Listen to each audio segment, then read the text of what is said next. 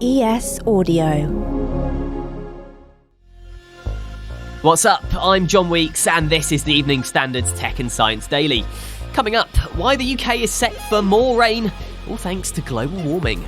But first, a weight loss injection used by celebrities, including Elon Musk, that works by making people feel full, is now going to be made available on the NHS. The hormone stimulates insulin and it prevents the release of another hormone called glucagon, and it regulates our blood sugar levels. That means it also slows down how fast food moves out of the stomach, suppressing our appetite, and then hence the obvious weight loss effect. Libby Galvin's a freelance journalist who's been looking into the drug called Semaglutide for the Evening Standard. It's an injection originally intended to be used to treat type 2 diabetes, but influencers and celebrities are now taking it to try and lose weight. People inject it in the form of like a pen. So they'll inject it at home into the skin of their stomach once a week. And that is the sort of famous Ozempic that we're hearing so much about. Libby told us there are side effects to the drug though. The risks are plentiful. If you look at the side effects that the manufacturers warn about, these include extreme nausea, vomiting, stomach pain, exhaustion. Thousands of people living with obesity in England are set to be offered the drug, also known as Wegovy, on prescription.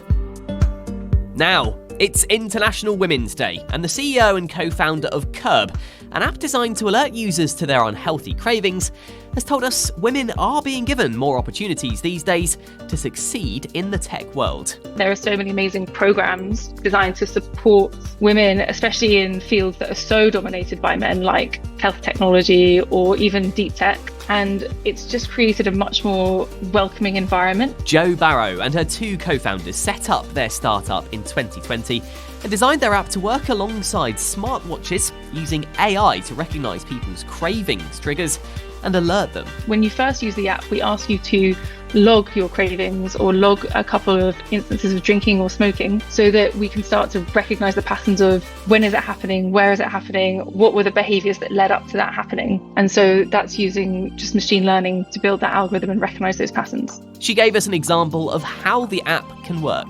If you are giving up tobacco and the app has helped you recognise that coffee is perhaps a trigger for you smoking, if you opt into it, when you enter a coffee shop, you might receive a notification with an intervention designed to help you reinforce your motivation. Jo is one of 50 women entrepreneurs given funding by Innovate UK, and she said she hopes more women and girls know that support is there to help them make their ideas a reality. Whether it's a light drizzle or an epic downpour, all Brits agree we probably get enough rain in this country. Well, according to a Met Office study, because of climate change, we're going to get even more. Their climate model suggests extreme downpours could become 4 times more frequent by 2080 if greenhouse gas emissions remain high. They said higher temperatures create more extreme rainfall because warmer air holds more moisture, around 7% more for each degree, leading to bigger quantities of water falling when clouds finally burst. A team of researchers at the University of Toronto in Canada are looking into ways they can stop cancer cells in their tracks from the inside out. They've been trying to identify key compounds which prompt enzymes called proteases to chew up old or misfolded proteins, act as a sort of cellular quality control, and ultimately cause cell death. The team have likened the effects to putting a puppy in a room and letting it chew up all the furniture.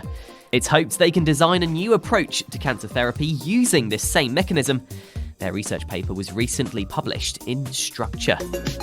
Scientists have hailed the most important drug discovery in the field of treating child bone cancer for nearly half a century.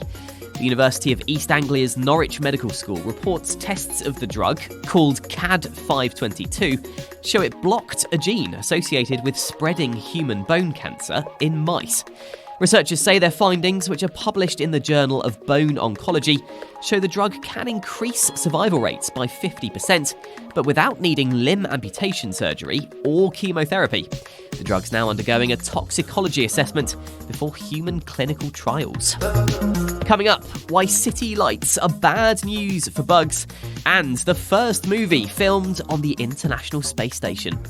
Why not hit follow and give us a rating during the break?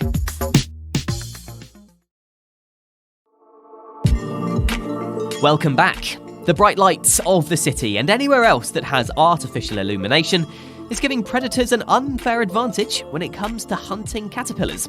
That's according to a study by Cornell University. Research suggests artificial lights are contributing to a decimation of butterflies and moths. In tests, scientists glued fake clay caterpillars to forest leaves and punched holes in the leaves to mimic their eating habits.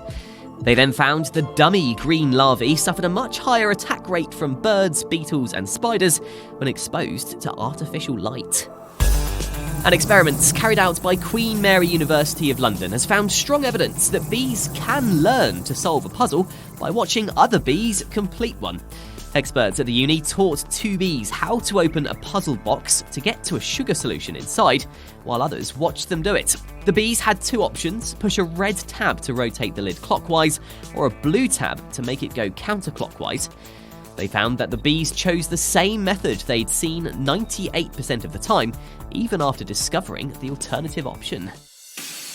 And finally, Russia has beaten Tom Cruise in a space race to film the first feature movie aboard the International Space Station. A trailer for The Challenge reveals a plot involving a surgical team sent to operate on an unconscious cosmonaut. The lead actor is Yulia Perislid, who spent 11 days shooting scenes for a Roscosmos and Channel 1 project in October 2021, 4 months before Russia's invasion of Ukraine.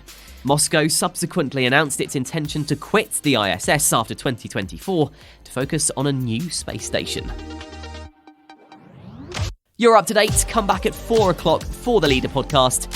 We will be back tomorrow afternoon at 1 o'clock. See you then.